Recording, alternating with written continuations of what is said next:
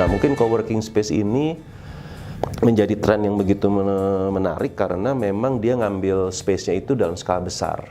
Kalau service office saya ngelihatnya cuma setengah lantai, satu lantai. Ini coworking space ini bisa ngambil 2 lantai, 3 lantai, 4, 5 lantai gitu. Bisa ngambil sampai 5.000, 6.000, 7.000 meter persegi.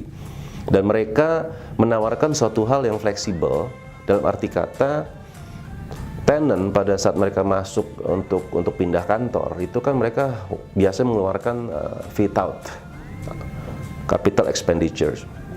Nah, kalau masuknya ke coworking space mereka nggak perlu mengeluarkan itu. Udah ada fit outnya, udah ada furniture-nya, mereka tinggal masuk. Dan kemudian kedua, kalau masuk ke traditional office space itu kan biasanya sewanya 3 sampai 5 tahun. Bayar per 3 bulan. Nah, mungkin dengan masuk ke coworking space itu bisa short term. Bisa cuma 3 bulan, bisa cuma 6 bulan, bisa cuma 12 bulan gitu. Dan kemudian bayarnya mungkin bisa bulanan, bisa fleksibel. Nah, segala macam fleksibilitas ini yang membuat tren coworking space yang ada di Indonesia ini semakin berkembang.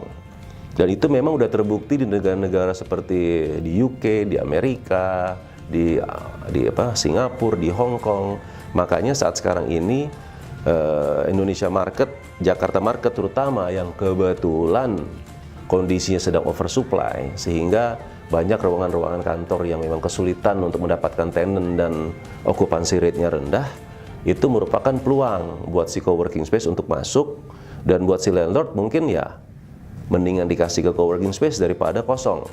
Dan akhirnya coworking space ini bisa berkembang dan memberikan beberapa insentif kepada tenant-tenant lain yang juga memang sesungguhnya mau sewa tapi nggak mau ngeluarin capex. Nah, itu saya lihat tren baru yang menjadi pilihan para multinational companies atau big corporation ataupun project basis. Kenapa saya bilang project basis? Karena kembali lagi kalau ini short term bisa jadi perusahaan headquarters-nya ada di gedung A, tapi karena dia butuh ekspansi untuk suatu project, dia butuh untuk 50 orang, space untuk 50 orang atau untuk 60 orang untuk project cuma setahun. Nah, dia bisa ambil di coworking space, ya kan, daripada harus di traditional space di tempat mereka berada dan ternyata nggak bisa kontrak cuma setahun. Nah, itu saya rasa kelebihan-kelebihan daripada coworking space.